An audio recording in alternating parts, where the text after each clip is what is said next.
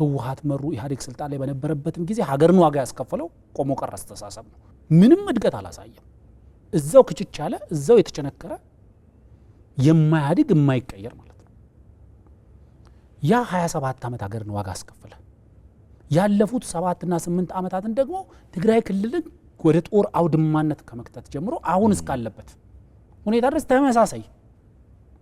ምክንያቱም ሀገር እንደ ሀገር 27 ዓመት ዋጋ የከፈለበትን ያንኑ ቲዮሪ ይዘ ያንኑ እርባና ቢስ ሐሳብ ይዘ ሄደ ትግራይ ህዝብ ላይ ተከመርክበት።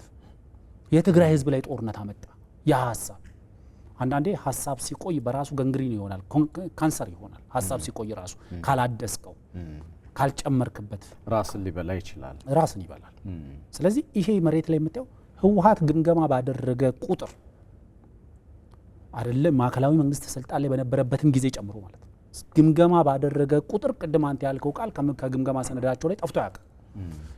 የስትራቴጂክ ሊደርሺፕ ችግር አለብን፣ ካናታችን በስብሰናል። ተመሳሳይ ነው። ኔክስት ዴይ ግን ተመሳሳይ ነው የሚቀጥለው። ቀጣዩ ግምገማም ሲመጣ ተመሳሳይ ነው የግምገማ ውጤቱ።